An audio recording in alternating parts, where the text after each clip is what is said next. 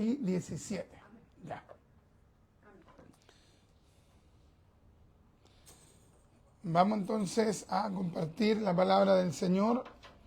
Vamos a leer la escritura ahí en Primera de Juan, capítulo 5 entonces, y vamos a leer desde el versículo 16 y vamos a leer también hasta el versículo 17.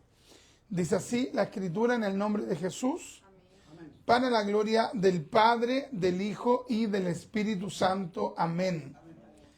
Si alguno viere a su hermano cometer pecado que no sea de muerte, pedirá, y Dios le dará vida. Esto es, para los que cometen pecado que no sea de muerte. Hay pecado de muerte por el cual yo no digo que se pida. Aquí está hablando el apóstol Juan con la autoridad apostólica. Toda injusticia es pecado, pero hay pecado no de muerte. Pero hay pecado no de muerte. Vamos a seguir leyendo. Sabemos que todo aquel que ha nacido de Dios no practica el pecado. Ya no practica el pecado. Nótese, no dice simplemente que no peca, dice no practica el pecado. Pues aquel que fue engendrado por Dios le guarda y el maligno no le toca. Sabemos que somos de Dios y el mundo entero está bajo el maligno. Pero sabemos que el Hijo de Dios ha venido y nos ha dado entendimiento para conocer al que es verdadero. Y estamos en el verdadero. Amén. En su Hijo Jesucristo. Amén. Este es el verdadero Dios y la vida eterna. Y Dios, guardaos de los ídolos. Amén. Vamos a orar al Señor. Padre, en el nombre de Jesús, queremos darle gracias, mi Dios, por darnos esta oportunidad de estar en la casa de oración. Gracias, Padre mío, por este tiempo de oración, de alabanza. Y especialmente gracias por darnos la oportunidad de reunirnos, de concertarnos a recibir su palabra. Permítanos el poder exponer esta enseñanza, Padre mío, con solemnidad, con temor, con reverencia, con devoción, Padre mío, con humildad, mi Señor eterno, porque somos pecadores redimidos por el Mesías.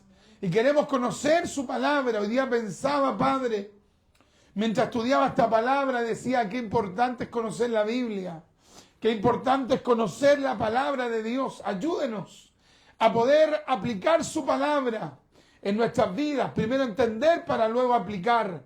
Se lo pedimos por misericordia, en el nombre de Jesús. Amén, amén y amén. Y le damos la gloria al Señor.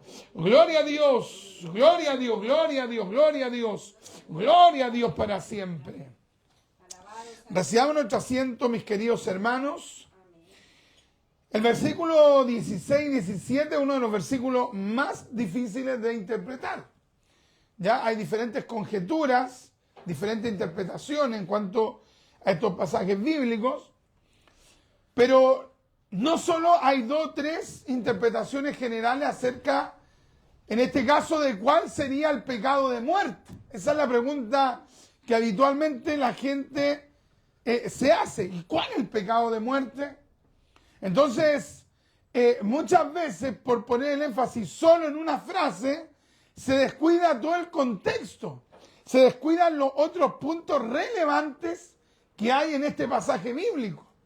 Entonces trataremos, a la medida que el Espíritu de Dios nos lo permita, de ir reflexionando en esto, pero desde ya tenemos que partir de la base que el texto no es tan fácil de interpretar. Eso nos permite el poder ser entendido, que alguien puede diferir de nuestra opinión, en este caso de la exposición que yo presentaré en esta hora. Sin embargo, sí tenemos base para poder exponer cuál es nuestra interpretación acerca de este pasaje. el apóstol Juan, como un apóstol del Señor Jesús, y escribiendo ya en esta época, en el ocaso de su vida, ya según los intérpretes, ya aquí Juan era una persona madura, era una persona ya con una solidez, con un caminar dentro del Evangelio, aborda uno de los puntos más importantes que hay dentro de las iglesias cristianas, que dice relación con el tema del pecado. ¿Ya? O sea, por ejemplo, para nosotros hablar del pecado es algo tan claro. ¿Por qué? Porque está en la Biblia, se enseña constantemente. Y de hecho nosotros tenemos el anhelo y el deseo de no pecar. Pongamos atención, de no pecar, de no fallar. Sino que nuestro deseo, ¿cuál es? Es vivir de acuerdo a la santidad de Dios. Vivir de acuerdo a los preceptos de Dios. Vivir de acuerdo a lo que Dios nos demanda, nos exige. Entonces, ningún cristiano podría ver el tema del pecado como algo totalmente inofensivo. Porque nosotros sabemos cuán dañino es el pecado. Pero eso lo entendemos nosotros. Pero piensa usted, por ejemplo, en la gente que no conoce a Dios. En la gente que tiene una visión secularista. La palabra pecado para ellos no les suena. Pecado. Entonces, ellos dicen, no, eso del pecado es una concepción de los cristianos. Y según ellos, que, por ejemplo, que el cristianismo utiliza para reprimir las conciencias, para manipular a la gente, para presionar a las personas, para mantenerlas subyugadas.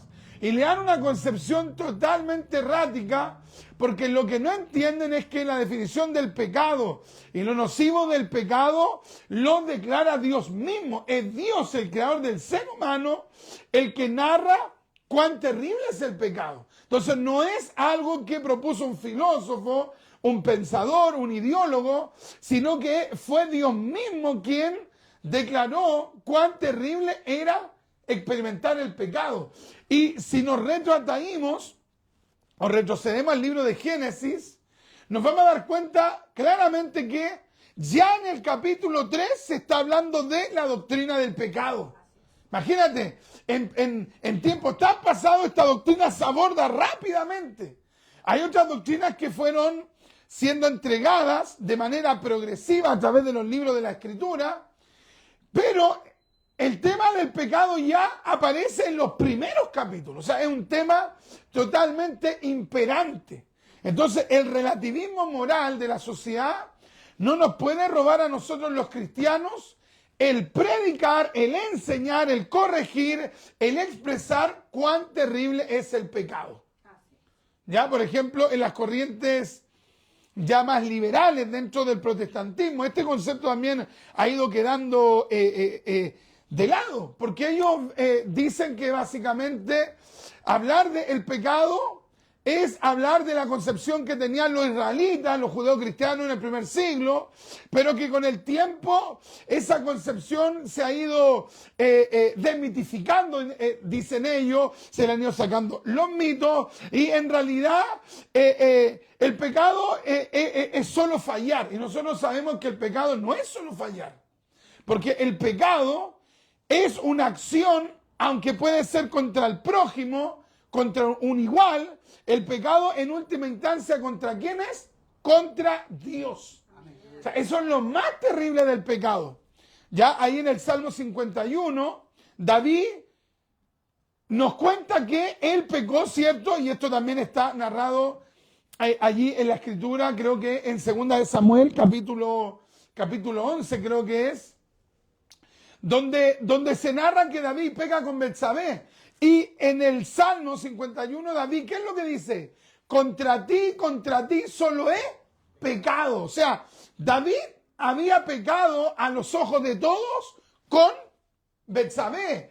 Pero David era consciente que su fornicación, su adulterio, su inmoralidad, en última instancia había sido una afrenta contra el Dios que lo había creado, que lo había redimido, que lo había bendecido. Entonces, tenemos que entender que el pecado en última instancia es siempre un pecado ¿contra quién? Contra Dios. Esa es la concepción cristiana. Por ejemplo, aquí hay una profundidad pero tremenda.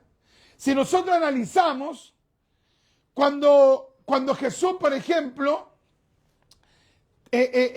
tiene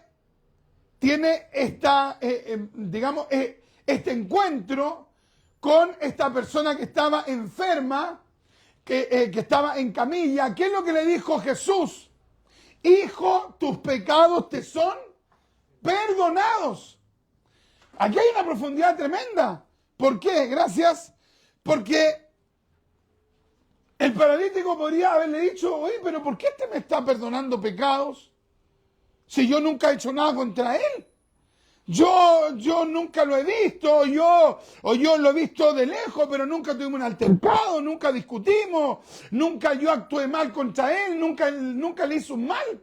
Entonces, ¿cómo él me está perdonando a mí? ¿Por qué él me está perdonando a mí? Lo que pasa es que Jesús en ese momento estaba hablando como Dios. Jesús estaba hablando como Dios. Entonces Jesús tenía que expresarle esa palabra de perdón a esas personas, porque muchas de esas personas estaban en un estado de ruina, porque el pecado te va arruinando internamente. Tú puedes ver la persona exteriormente igual, pero la persona que va pecando, que miente, que engaña, que falsea, que es soberbio, que fornica, que engaña, que hay una diversidad. El pecado tiene una diversidad de manifestaciones. La persona exteriormente puede verse bien, pero por dentro cada vez, y si tiene algo de conocimiento de Dios, cada vez se va sintiendo más inmundo. Aunque por fuera usted lo ve que está igual, pero por dentro se siente mal. Entonces, Jesús, en muchas oportunidades, dése cuenta usted, antes que lo sane, Jesús le dice, te perdono.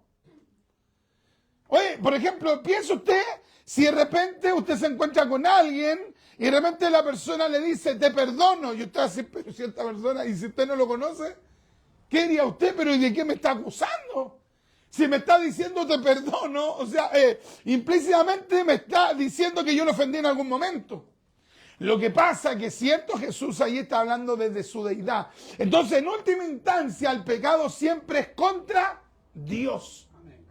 Es una ofensa contra Dios.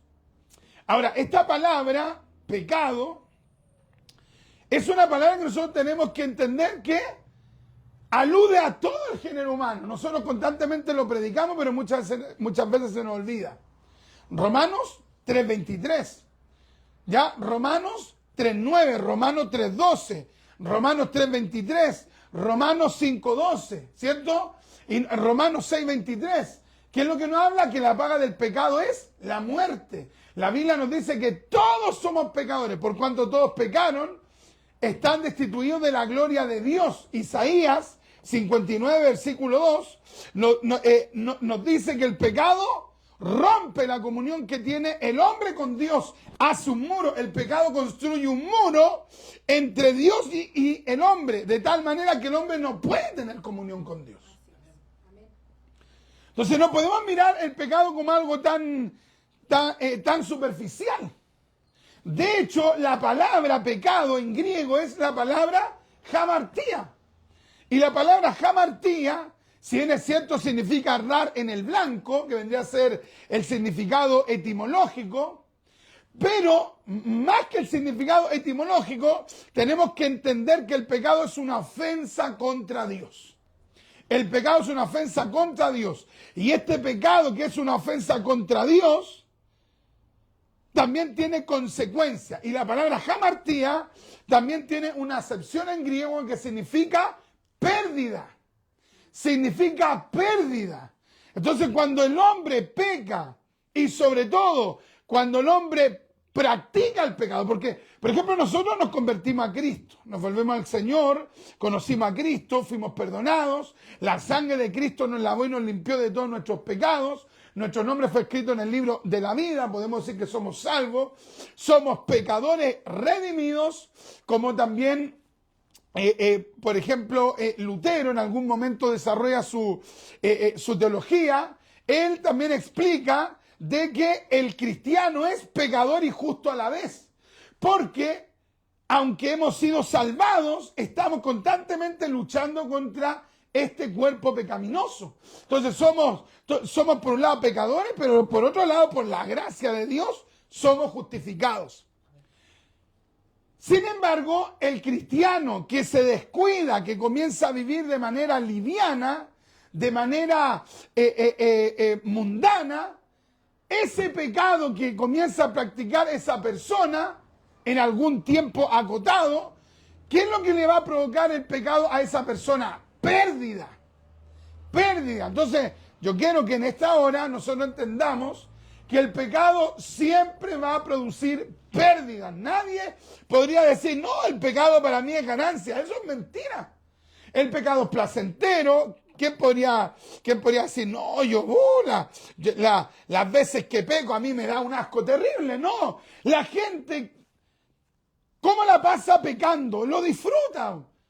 La carne se goza, se deleita. El que está robando y está agarrando los millones, ¿usted cree que está agarrando los millones llorando? El que hizo una estafa, ¿usted cree que hoy se retuerce pensando, le robé 500.000 a la abuelita, 100.000? No, los tipos están felices. Y más se justifican si le roban a un rico. Porque como el dicho que dicen, el que le roba a un ladrón tiene 100 años de perdón. Oye, esa teología sí que es teología de sinvergüenza. Entonces la persona, por más que trate de justificarse, se está autoengañando. Qué tremendo, oiga. Entonces, ¿qué es el pecado? Es pérdida. Jamartía en griego, pérdida. No es solo errar en el blanco, es ofender a Dios. Es una ofensa contra Dios. Y lo más tremendo para nosotros en el sentido práctico es que siempre nos va a traer una pérdida. El cristiano que comienza a habituarse al pecado va a comenzar de a poco a alejarse de Dios. Le va a costar más orar. Le va a costar más ayunar, le va a costar más ir a la iglesia. Ve usted, la gente que de repente comienza a practicar, todavía no está atrapado por el pecado, todavía no es un esclavo del pecado, pero va hacia esa dirección y esa persona es muy difícil que quiera orar. Es muy difícil que quiera ayunar, es muy difícil que quiera ir a la iglesia. Tal vez va a llegar igual, algunos van a luchar y Dios en su bondad, por misericordia, los va a levantar. Pero algunos rápidamente dejan de lado. ¿Por qué? Dejan de lado su consagración porque jamartía implica pérdida. O sea, nosotros no podemos ver como algo fútil, superficial, algo secundario, algo que no es secundario. Por eso es que tenemos que vivir en santidad. De hecho, Cristo está preparando ya una iglesia como una iglesia sin mancha y sin arruga. Muchas veces se cantan en los himnos y le ponen un tono así, un tono que pareciera ser que están todos quedándose dormidos. Y como así, como que no sé cómo se llamará ese ritmo de esos himnos antiguos, pero le ponen un tono y la gente se está casi quedando dormida y no piensan lo que están cantando. Están citando un versículo bíblico que nos quiere hacer conscientes a nosotros de que nosotros tenemos que ser parte de esa iglesia, que debe prepararse y no estar viviendo en pecado. Entonces, por un lado tenemos el bombardeo de los secularistas, el relativismo moral. Nada es pecado. Depende de cómo lo mires. Por otro lado están aquellos que atenuan las consecuencias del pecado, no le dan el peso real al pecado. Y hay otros que llanamente prefieren ignorar, prefieren no pensar eso. Y hay otros, como por ejemplo los budistas. Los budistas no creen y los budistas, los hinduistas, no creen en la concepción del pecado. Ellos se ríen de la cultura occidental cuando nosotros hablamos del pecado, como que dicen, pero ¿cómo es que el pecado? En la teología, esto me llamó mucho la atención cuando me dediqué a estudiar religiones comparadas. O sea, ellos dicen, pero ¿cómo pecado? No, pecado no, karma. Oye, a mí me cae como una patada en el estómago, a los chilenos, en la guata, Cuando algunos hermanitos dicen, te alcanzó el karma. Ay, que de verdad me da vergüenza ajena. ¿Cómo cristianos así te alcanzó el karma? No saben ni lo que es el karma, de hecho. No han estudiado hinduismo, budismo, no saben nada de eso. Y usan palabras de esas religiones. Ellos no creen en el pecado.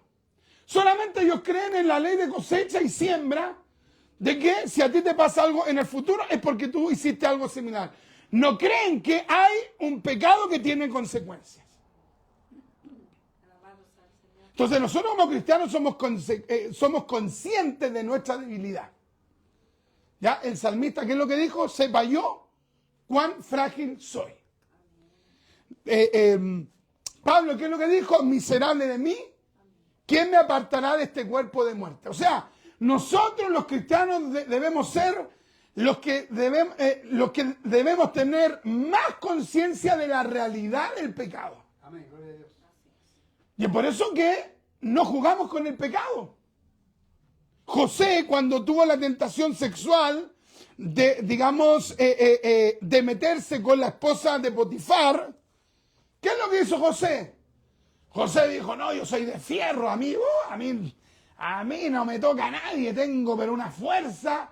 ¿Qué es lo que hizo José? Arrancó. ¿Se dan cuenta, no? Y José sí que era un hombre espiritual. Y él siendo espiritual, ¿qué es lo que hizo? Mejor arranco.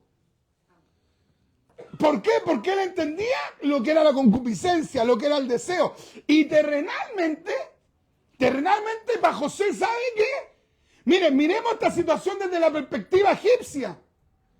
Y sobre todo desde la perspectiva egipcia de una persona que es un esclavo y que terrenalmente no tiene ninguna posibilidad de mejorar su vida. Esa instancia que tuvo José con la esposa de Potifar, para esa persona, digamos para la persona egipcia que hubiese visto esa situación, para esa persona no era una tentación, era una oportunidad. Era la oportunidad de meterse con la esposa del segundo hombre más poderoso de Egipto.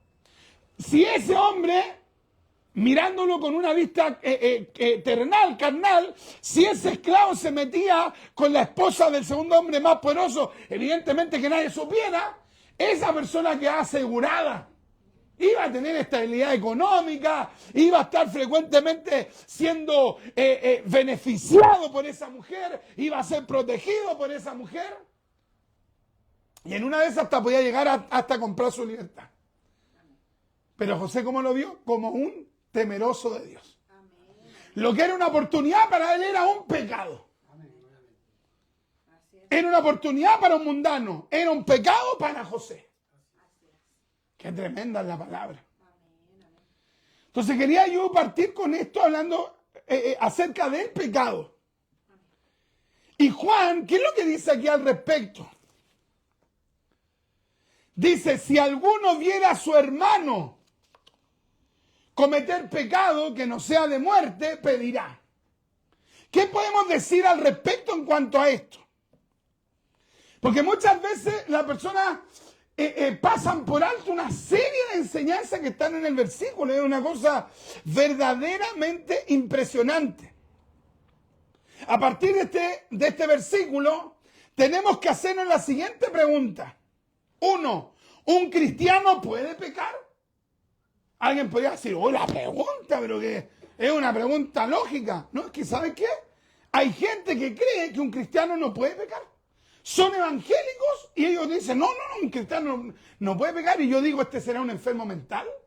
¿Este será un desequilibrado? ¿Este será una persona que no sabe nada de la Biblia? ¿Esta persona será un analfabeto? ¿Esta persona se autoengañará? O sea, ¿cómo va a ser tan necio para no dejar que incluso hasta su propia conciencia lo redarguya que es un pecador? La persona parte en la mañana, puede tener un mal sentimiento, un mal pensamiento, una mala reacción por un momento, no sé, de dificultad, y puede haber pecado. No es que practica o que viva, no es que viva en pecado, pero un cristiano puede pecar. Bendito Dios. Hay corporaciones que tienen que tienen una autoconcepción tan extraña, y básicamente esto pasa por la gente ignorante. Esta es la verdad. No saben de la Biblia. Y no significa que por saber van a ser más espirituales, no. Pero para que tú apliques la palabra, ¿qué tienes que hacer primero? Saber la palabra. Amén. Amén. Si alguien está metido en un problema judicial, ¿qué tiene que saber esa persona? Lo que dice la ley. Para ver cómo puede resolver esa situación. Entonces, hay corporaciones que si una persona falla, no estamos hablando de ser esclavo del pecado. Explicamos lo que era el pecado, ¿cierto? Ahora hicimos la primera pregunta, que era, ¿un cristiano puede pecar? No estamos hablando de ser esclavo del pecado, estamos hablando de pecar. Y la pregunta es clara. Y aquí Juan lo responde. ¿Qué dice Juan? Si alguno viera a su hermano cometer pecado, que no sea de muerte, pedirá. O sea, ¿qué significa? Que un cristiano puede pecar. Y hay corporaciones que una persona puede pecar en algo, X, y a la primera, ¡puf!, lo parten por la mitad. Como dice nuestro hermano Iván, lo parten por la mitad. O sea, la persona ya no tiene ninguna posibilidad de restaurarse. Aquí Juan, ¿qué nos dice? Que un cristiano puede pecar. Ahora, podemos hacer una segunda pregunta. ¿Un cristiano puede vivir en pecado? No, hay otra cosa. Un cristiano no debe vivir en pecado. Puede vivir en algún periodo de su vida en pecado porque se turbó, puede. Pero no debe. O sea, no debemos quedar esclavos, o mejor dicho, no debemos vivir practicando un pecado. Si pecamos una vez, pecamos 2 veces, 3 veces, y ya el Espíritu nos está amonestando, nos estamos dando cuenta, no, esto que estoy haciendo está mal, está en contra de Dios, es una ofensa en contra de Dios, estoy perdiendo yo también como persona, estoy perdiendo en diferentes áreas, tengo que arrepentirme, tengo que buscar el perdón de Dios, ayúdeme. O sea, un cristiano ¿debe vivir en pecado? No. ¿Un cristiano puede, un cristiano debe vivir en pecado? No. ¿Un cristiano puede vivir en pecado? Sí, puede vivir en pecado, pero no debe vivir en pecado. O sea, ¿se ve la diferencia o no es tan claro? Un cristiano debe vivir en pecado? No, porque algunos dicen, bueno, la gracia es tan poderosa, es tan extraordinaria, que si yo vivo en pecado, salvo, siempre salvo. O sea, ya mi nombre está escrito en el libro de la vida, así que ya aquí nadie me puede decir nada. Porque la sangre de Cristo me lava y me limpia de todo pecado. Sí, pero usted está tergiversando el texto. Entonces, un cristiano debe vivir en pecado para que la gracia sobreabunde. Pablo dice, en ninguna manera. Ahora, un cristiano potencialmente puede vivir en pecado, sí, porque tiene un libre albedrío. Dios no lo programó para que hiciera lo que Dios quería. Porque nosotros los cristianos no creemos en el determinismo. Nosotros no creemos que Dios creó robots, máquinas, creó personas. Amén, amén, amén. Alabado sea el Señor. Qué tremenda es la palabra. Bendito Dios. Un cristiano tibio puede vivir en pecado. Un cristiano verdadero se va a forzar en nunca vivir en pecado. Y si en algún momento está siendo seducido, atrapado por el pecado, va a humillarse ante Dios para que Dios lo ayude a vencer el pecado. Amén. Amén. Alabado sea el Señor. ¿Qué es lo que pasa ya cuando la persona comienza a vivir en pecado? Comienza a pasar una semana, 2 semanas, 1 mes, 2 meses, 3 meses. De vivir en pecado puede pasar a la otra etapa. ¿Cuál es la otra etapa? Quedar esclavo del pecado. Una de las áreas que destruye más fuertemente el pecado es la voluntad. Y esto es tremendo porque la persona puede tener la concepción que está errado. Puede llegar a la conclusión que lo que está haciendo es un pecado contra Dios y contra su prójimo. Sin embargo, no tiene la voluntad, la determinación para romper con eso. ¿Y en qué momento ocurre eso? Ya cuando la persona comienza a quedar esclavo de ese pecado. Tal vez hay alguien, porque siempre hay gente que da a la casuística. Entonces tal vez, o a la sutileza, digamos. Entonces tal vez algunos digan, pero explíqueme bien, defíname en qué momento se practicó el pecado de manera esporádica, en qué momento se pasó a vivir y en qué momento se pasó a la esclavitud. No, pues sí, también está la conciencia. Porque seríamos muy torpes en decir, no, yo me quiero mover en este plano. ¿En cuál? En la etapa 1. ¿Cuál es la etapa 1? Fallar, pecar, ocasionalmente. No quiero pasar a la etapa 2, vivir, menos ser esclavo. Pero mientras yo me mantenga ahí pecando, según la teología católica, en pecados perdonables, y los pecados imperdonables ya están en la etapa 3. No, el cristiano, ¿qué es lo que quiere? No quiere tener ninguna relación con el pecado. Y cuando falla, no dice, no importa porque me mantuve en la primera etapa. Entonces allí estoy todo protegido, perdonado. No, la persona se duele, se quebranta. Porque sabe que el pecado es ofensa contra Dios. El pecado es pérdida.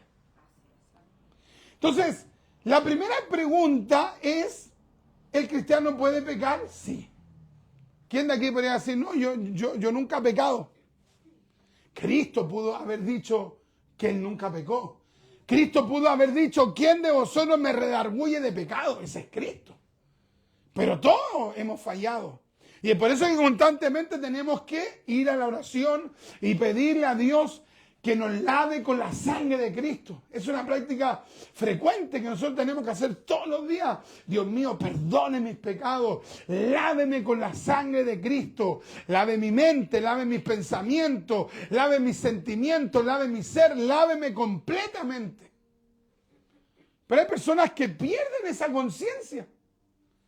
Incluso hay un sector de bautistas y calvinistas que sostienen la idea de que un cristiano luego, o sea, de que la persona que, digamos, que luego que recibió a Cristo, que fue perdonado, que su nombre fue escrito en el libro de la vida, ellos sostienen que esa persona no tendría que nunca más pedirle a Dios que lo lave de sus pecados, porque ya Cristo se los lavó en la cruz todos sus pecados. Entonces para ellos, cuando ellos escuchan a un evangélico, y sobre todo pentecostal, perdona mis pecados, lávame con tu sangre, para ellos es como un escándalo.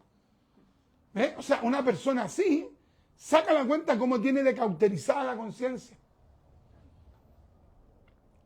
¿Quién podría decir, no, yo este día yo nunca fallé, esta semana, no, ya menos, este mes, no? O sea, todos tenemos por qué estar frecuentemente pidiendo perdón. Saca la cuenta tú que un apóstol tan usado por Dios como Pedro falló, negó al maestro. Los demás apóstoles también, digamos, huyeron. Y gente eminentemente espiritual falló. Tenemos el caso de Abraham, mintió. Tenemos el caso de David, cayó en adulterio y hacía. Todos podríamos señalarle un error y obvio o un pecado. Y todos nosotros podrían decirnos, y usted también es pecador por esto, por esto, por esto. Y uno, si es sincero, ¿qué es lo que diría? Bueno, sí, yo he fallado muchas veces. Entonces, ¿por qué muchas veces nosotros no aceptamos? Y no es que estemos promoviendo. ¿Por qué no aceptamos? ¿O por qué no somos honestos en aceptar que todos podemos fallar? Todos podemos fallar. Significa que vamos a decirle a la gente, bueno, ya que todos somos pecadores, bueno, tú caí, bueno, yo voy a estar orando nomás por ti, si es que caí. No, nuestro deseo es que nadie caiga, pero la gente puede fallar. La gente puede pecar. ¿Y cuál es el anhelo, el deseo en este caso que nos enseña el apóstol Juan?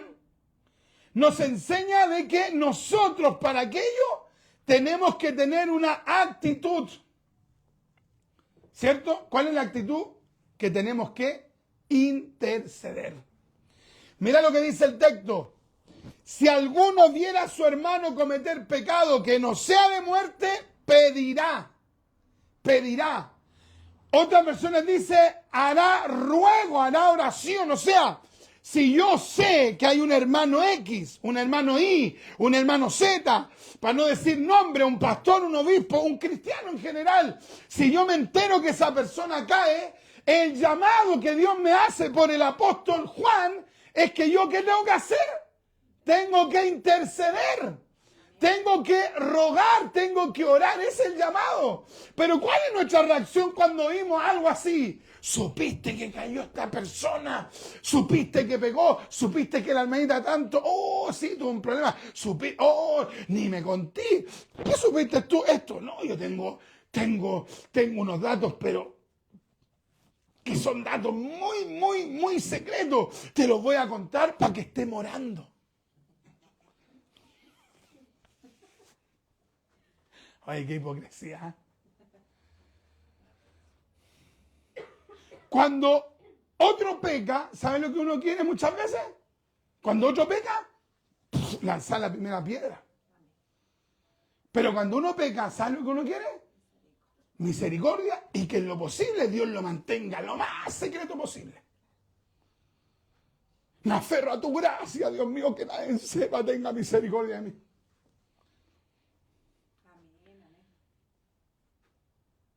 Muchas veces frente a la caída de alguien, frente al pecado de alguien, porque aquí está hablando de hermanos,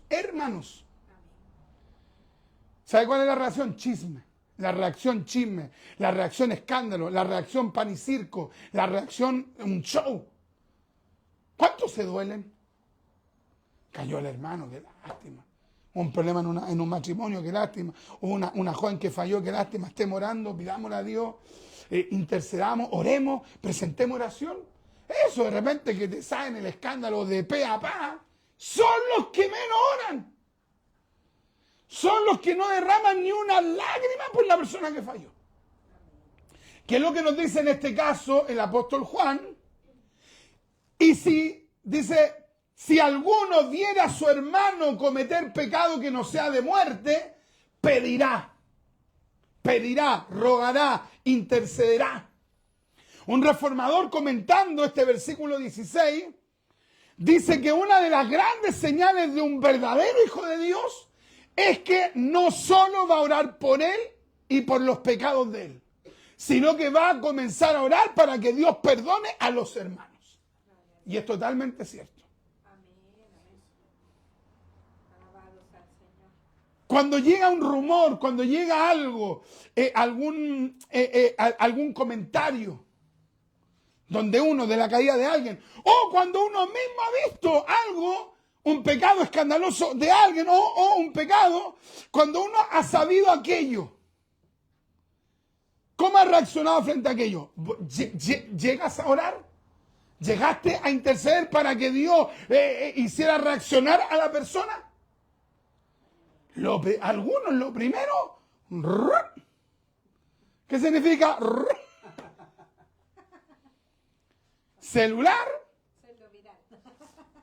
y la persona dice, esto tengo que publicarlo porque hay un sentir profético en mí.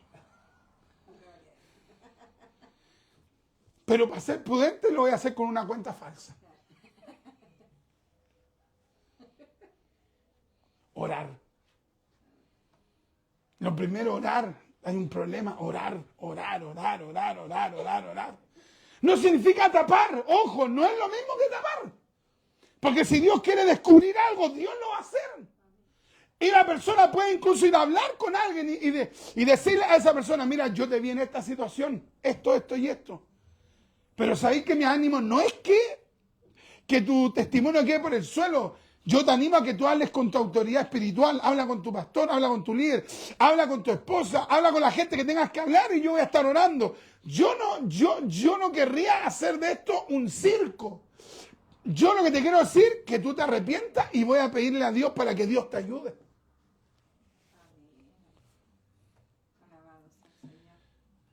O sea, aquí Juan nos está diciendo que Dios puede perdonar a un hermano. Y si Dios puede perdonar es porque Dios puede restaurar. Entonces, nosotros tenemos esa convicción que Dios puede restaurar. Si vemos por ahí a una persona que se descarrió, se apartó después cuando después se le ve en la calle, hay gente que no lo mira. Dice, no, y viene ese, y de repente hasta la persona solo se cambió de iglesia. Ni siquiera se fue al mundo, sino que tuvo un problema, le dio vergüenza seguir caminando allí y quiso que Dios lo restaurara en otro lugar, se fue. Y resulta que cuando lo ve la gente dice, aquí va Judas. Va Judas Iscariote, mejor viene para otro lado. En vez de decir, oye, bueno, el hermano no se descarrió. Cayó, falló. No hubiese gustado que eso era restaurado acá. Pero bueno, se fue, habló con los líderes. No sé, pueden haber una serie de factores. El asunto es que la persona se humilló ante Dios y Dios lo ayudó. Entonces, ¿cuál debe ser mi anhelo cuando alguien falla? ¿Cuál debe ser mi anhelo? Que Dios lo restaure. Yo no lo puedo restaurar, pero yo puedo contribuir con mi oración a que Dios lo restaure. Y mira cómo se ve el perdón. Mira cómo se ve la restauración. Mira, oye, yo estudiaba este texto y yo decía, qué impresionante la palabra. Porque mira lo que dice, y Dios le dará vida. ¿Quién le va a dar vida? Dios. O sea, una persona que peca, que falla, que hierra. Una persona que comienza a practicar pecado, esa persona comienza a morir espiritualmente. Pero si tú intercedes por esa persona, tu intercesión puede ser una obra tremenda de Dios a través tuya, porque cuando nosotros intercedemos es el Espíritu el que nos lleva a orar por esa persona. Y tu intercesión puede hacer que Dios obre en ellos vida. O sea, la restauración, el perdón, la restitución es una obra únicamente de Dios. Dios, como dice aquí, Dios le dará vida. O sea, el Dios Santo, cuando ve a un hermano que peca y ve al pueblo orando por esa persona, y evidentemente esa persona tiene que arrepentirse, obvio, porque pueden estar todos orando, y si el tipo está empecinado en el pecado, y ya no solo está pecando, sino que está viviendo en pecado, y ya entró al proceso de degradación, siendo esclavo del pecado, evidentemente que Dios allí no le va a dar vida, porque la persona no se quiere arrepentir. Pero si la persona se quiere arrepentir, el Dios todo santo y misericordioso le imparte vida. Pero te das cuenta todas las perlas que se pasan por encima cuando la persona solo se va a una frase que más encima no entiende muy bien, siendo que Dios en estos versículos nos habla una serie de conceptos de enseñanza para aplicar a nuestra propia vida, y Dios le dará vida. Entonces, cuando veamos a alguien que está decaído espiritualmente, que está quedando atrapado del pecado, ¿sabes lo que nosotros tenemos que anhelar? Que Dios perdone a esa persona, que esa persona se arrepienta, que Dios la perdone y que Dios le imparta vida, que Dios lo restaure. Y no de inmediato, como el ruido,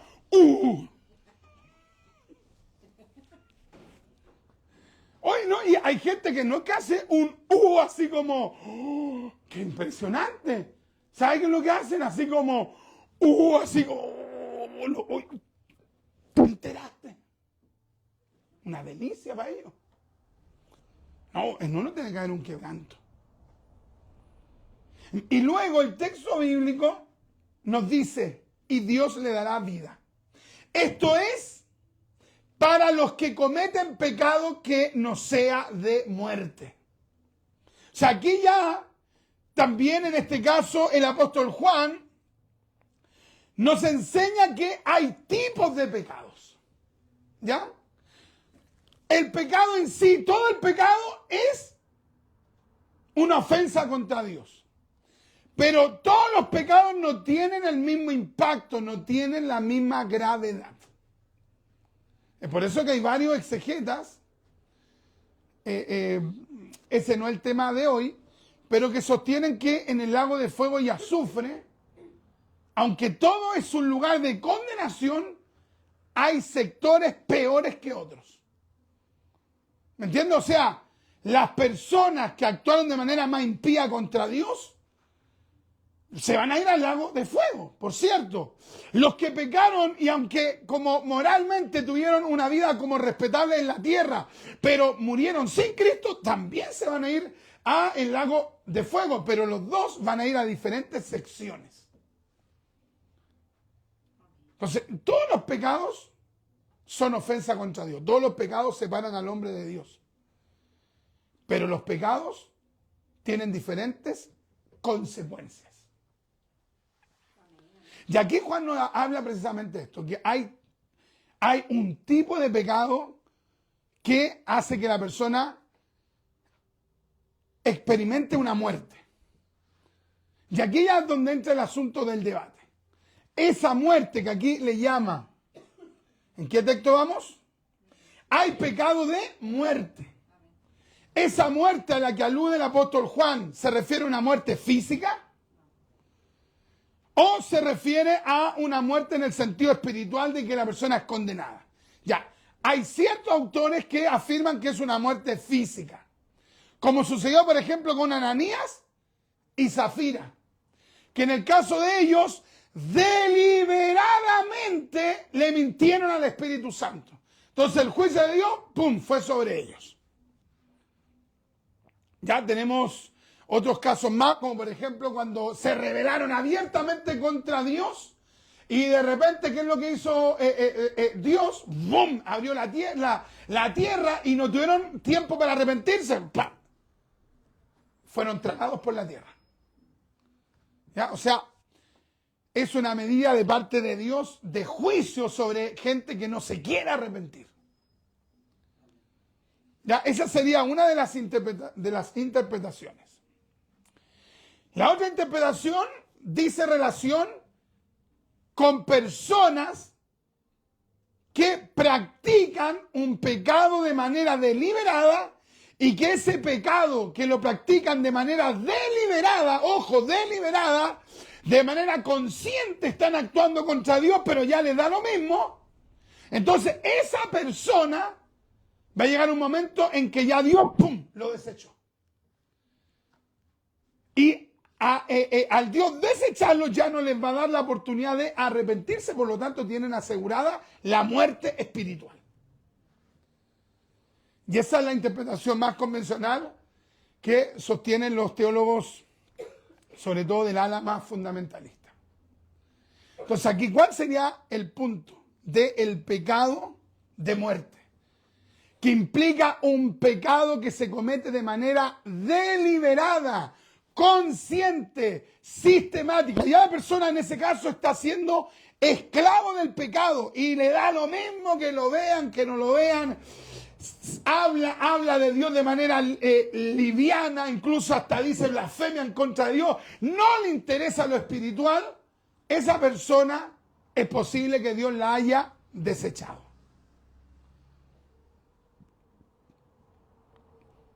Tenemos algunos ejemplos. Por ejemplo, cuando una persona blasfema contra el Espíritu Santo. Allí estaríamos en presencia de un pecado de muerte. ¿De qué tipo de muerte?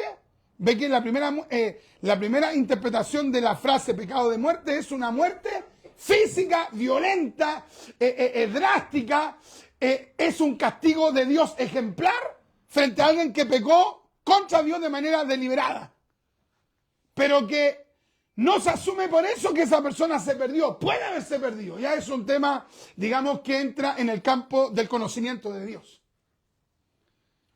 Y está esta otra interpretación que implica que aquí se refiere a una muerte espiritual cuando ya Dios a una persona no le va a dar nunca más la oportunidad de arrepentirse. Lo desechó. Y esa persona muere espiritualmente.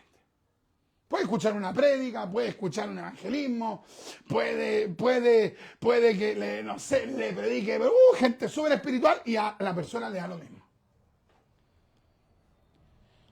Y Juan le dice a los cristianos, el apóstol Juan le dice, si tú ves a una persona que está en ese pecado de muerte, no intercedas. Dios ya lo desechó. Qué terrible. Entonces, por eso no podemos jugar con el pecado. Hay una persona que uno conoce, que yo conozco, que siempre dice, Dios me tiene misericordia. Estábamos orando por él hace no sé cuántos años. Dios me tiene misericordia. No quiere orar, no quiere buscar a Dios, no quiere arrepentirse. Pero uno le habla y dice, oh, estoy contento porque ustedes siempre están orando por mí. Oye, el otro día yo le dije, bueno, hace una semana atrás, hermano, toma en serio. La gente que tiene una concepción distorsionada de Dios no creen que Dios puede desechar. Dios puede desechar a una persona.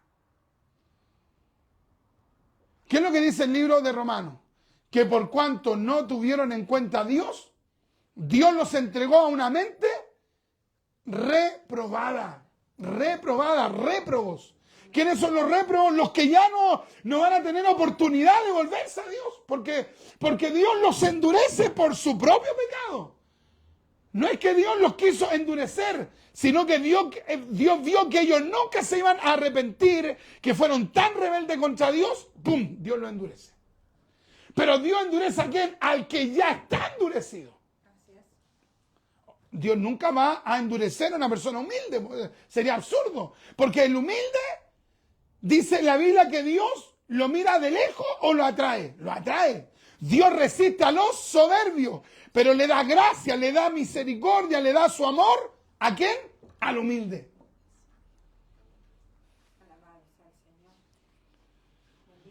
Entonces el que blasfema conscientemente contra el Espíritu Santo estaría practicando un pecado de muerte.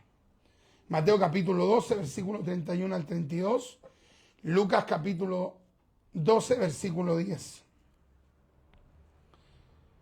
¿Cuál es otro gran pecado? La apostasía. Donde una persona se aleja de Dios, abandona a Dios, le da la espalda a Dios y le da lo mismo. Vamos a ir a Hebreos. Estos son uno de los capítulos que le incomodan más a los calvinistas, sobre todo al calvinista recalcitrante. Pero son capítulos que están en la Biblia.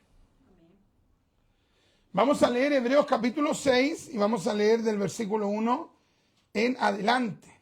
No sé si se estará entendiendo esta palabra, esta enseñanza que estamos compartiendo en esta hora y a partir de una pregunta que nos hizo una hermana de Honduras, ya nuestra hermana Carmen, que me lo preguntó hace unos 4 días atrás y yo tenía una respuesta en general, pero preferí mejor buscar al Señor, pedirle a Dios que me diera claridad y estamos respondiendo precisamente la pregunta de nuestra querida hermana Carmen, a la que le mandamos un abrazo gigante para allá, para Honduras, ¿ya?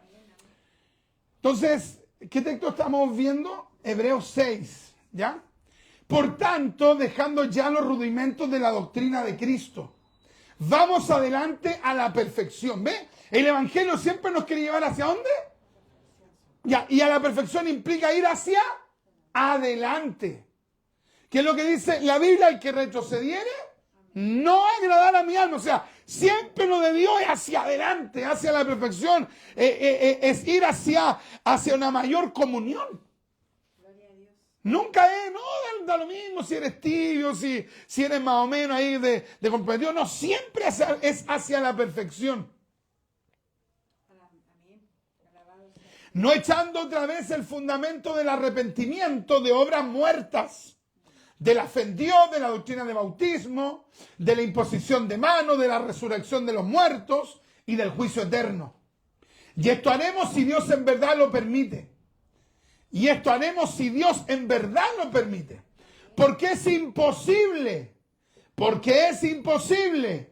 que los que una vez fueron iluminados y gustaron del don celestial y fueron hechos partícipes del Espíritu Santo y asimismo gustaron la buena palabra de Dios y los poderes del siglo venidero y recayeron, aquí está la palabra clave, recayeron, sean otra vez renovados para arrepentimiento, crucificando de nuevo para sí mismo al Hijo de Dios y exponiéndole a vituperio. O sea, hay personas que constantemente van recayendo. una y otra vez. Todos podemos pecar, pero aquí ya no habla de una acción deliberada. Después de haber sido perdonado, restaurado, lavado, una y otra vez, ya después la persona vuelve a actuar como el cerdo, como el chancho. Una y otra vez, ¡bum!, se revuelca.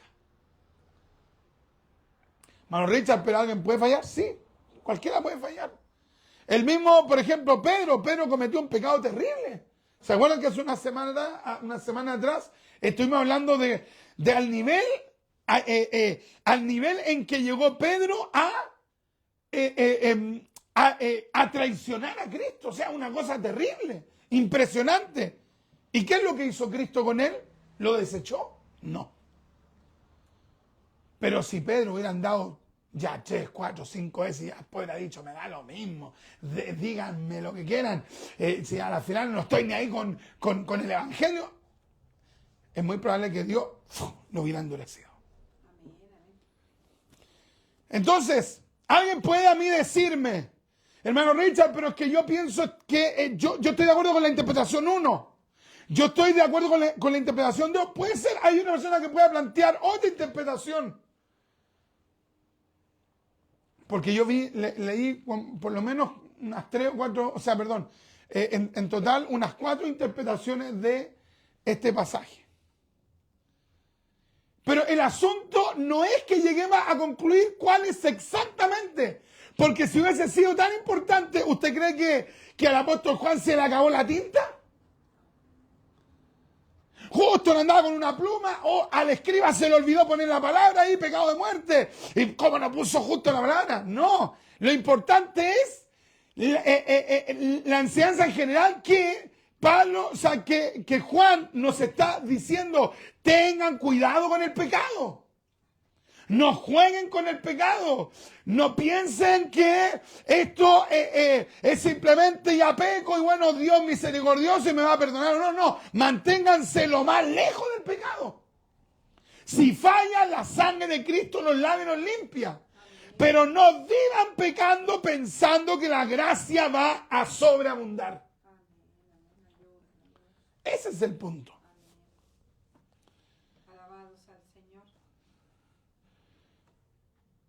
Por ejemplo, vemos al apóstol Pablo, siendo una persona que tenía un conocimiento de Dios tremendo y perseguía a los cristianos.